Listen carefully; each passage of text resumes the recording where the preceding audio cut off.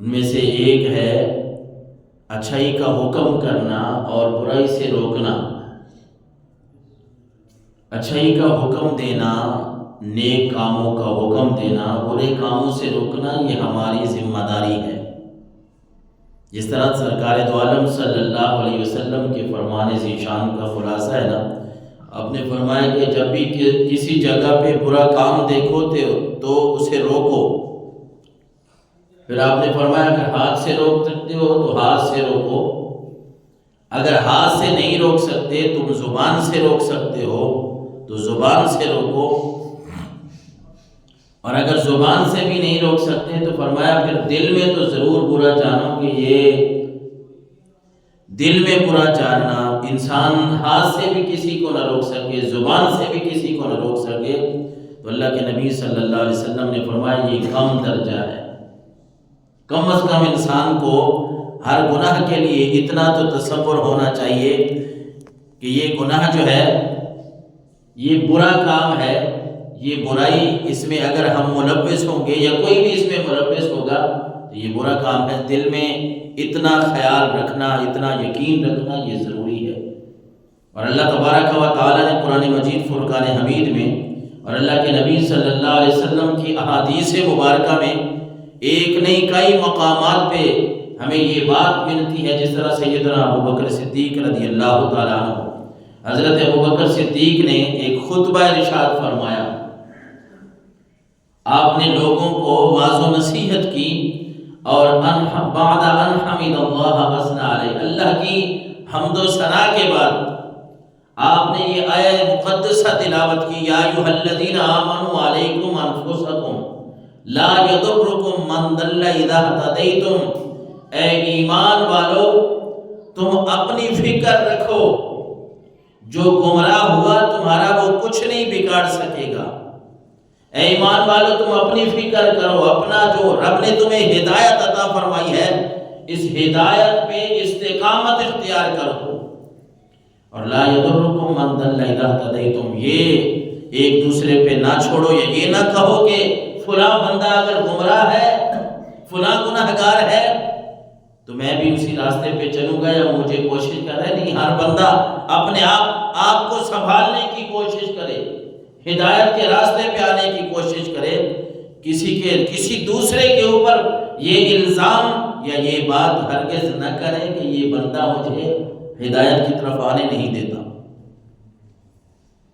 کیونکہ اللہ تبارک و تعالیٰ نے ہر انسان کو عقل سلیم یعنی عقل، شعور، فہم، فراست سب کچھ عطا فرمایا ہے۔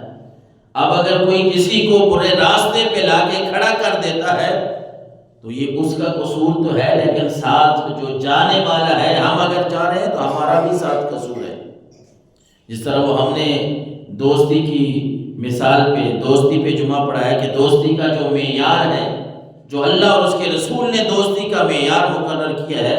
تو وہاں ہم نے یہ احادیث مبارکہ کافی ساری پڑھی تھی کہ اللہ کے نبی صلی اللہ علیہ وسلم نے فرمایا جب بھی کسی کو دوست بناؤ تو دوست کو دیکھ کے بناؤ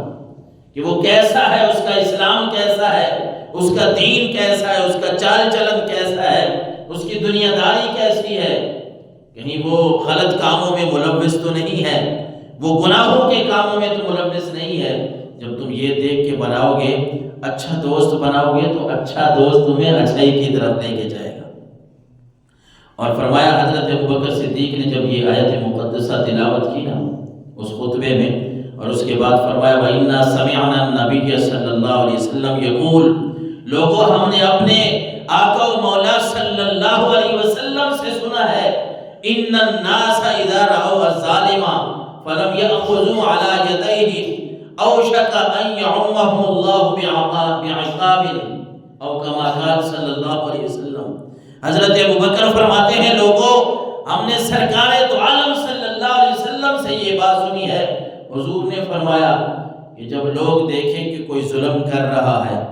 اور وہ ظالم کا ہاتھ روکتے نہیں ہیں، ظالم کا ساتھ دیتے ہیں، ظالم کو اس ظلم سے ہٹانے کی کوشش نہیں کرتے، تو اللہ کے نبی صلی اللہ علیہ وسلم نے فرمایا پھر یاد رکھو قریب ہے کہ اللہ تعالیٰ تمہارے اوپر اپنا عذاب بھیج دے۔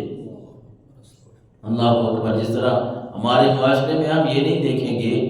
اگر کسی کی کوئی لڑائی جھگڑا کوئی معاملات ہے نا، تو ایک طرف زہر ظلم ہوگا اور دوسری طرف جو ہے مظلومیت ہوگی۔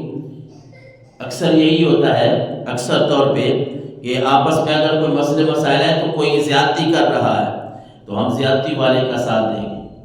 جو ظلم کر رہا ہے اس کا ساتھ دیں گے، اپنی رشتہ داریاں نبھائیں گے، اپنی دوستیاں نبھائیں گے، اپنے معاملات کو دیکھیں گے، میرا اس کے ساتھ کاروبار سانجھی ہے،